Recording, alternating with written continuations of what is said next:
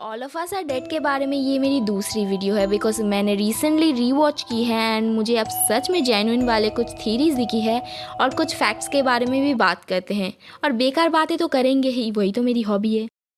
जो पहली इन्फेक्टेड लड़की थी जो साइंस लैब से निकली थी वो एक दिन से इन्फेक्टेड थी, लेकिन वो पूरी तरह से इन्फेक्टेड नहीं हुई थी, जबकि ऐसा दिखा रहे थे कि इन्फेक्शन बस कुछ ही मिनट में ज़ॉम्बी बना देती है after a bite from a infected person.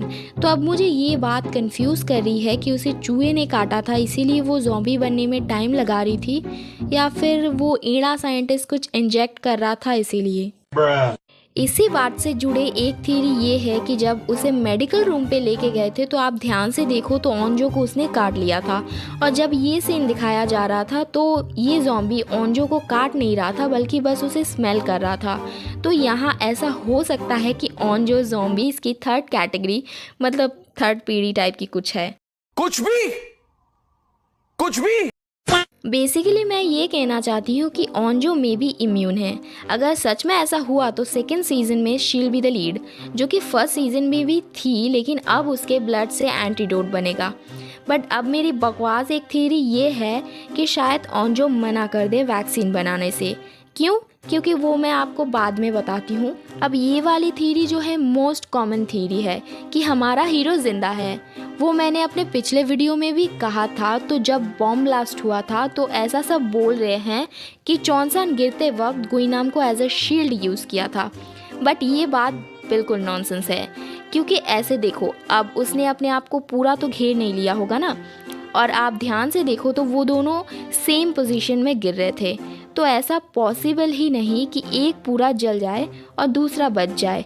But मैं ये भी नहीं कह रही कि चॉनसन मर गया, बस ये बहुत बेकार सी बात है कि एक इंसान को शील्ड बना के दूसरा जलने से बच गया। अब गुइना मेटल या मिनरल वूल तो नहीं ना। मेरी बात यहाँ पे ये है कि चॉनसन बिल्कुल जिंदा है, और होगा भी क्यों नहीं, वो हीरो है, और शायद उसके बचने का यही शील्ड वाला ही रीज़न होगा, या ऐसे ही कुछ बेतुकी और इलॉजिकल रीज़न हो सकती है, क्योंकि कोरियन एंटरटेनमेंट इंडस्ट्री कुछ ज़्यादा ही फैंटेसी में जीते हैं।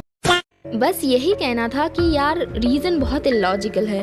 मतलब हम सभी चाहते हैं कि वो जिंदा हो और कुछ ट्विस्ट वगैरह हो, भूत प्रेत बन के आए। हाँ so we all know that कि ही इज़ अलाइव और नामरा भी है। तो यही रीज़न हो सकता है कि ओंजो अपने ब्लड से एंटीडोट बनाने से मना कर दे, क्योंकि ऐसा हो सकता है कि ज़ॉम्बीज़ का नामो निशान ही मिट जाए एंटीडोट बनने से, और हार्मबीज़ भी है, यानी नामरा, चॉनसन और ऐसे बहुत लोग। तो मैं खुद कंफ्यूज हो रही हूँ।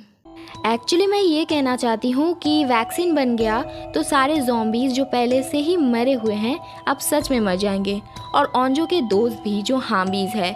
इसीलिए शायद ओंजो मना कर दे अपने ब्लड से एंटीडोट बनाने से। और एक बात आपने नोटिस की होगी कि पता नहीं, जब साइंटिस्ट ने कहा था कि मेरे लैपटॉप में इस वायरस का इलाज है, जबकि एंड में दिखाया गया कि इसका कोई इलाज नहीं है लेकिन सबको जलाना ही इलाज था। ये बात वो पहले भी कह सकता था, बट उसने क्लियरली इन्फेक्ट होने से पहले कहा था कि इस वायरस का इलाज है जो मेरे लैपटॉप में है। अब बस सच में यही इलाज था कि सबको जलाना था, या इसका कोई इलाज नहीं है, या इसका वैक्सीन बन चुका है। यार जिस भी शो के सीक्वल्स बनने होते हैं ऐसे ही कंफ्यूज छोड़ देते हैं। या तो स्टोरी कंप्लीट करो या जल्दी से नेक्स्ट सीजन लाओ। हद है यार।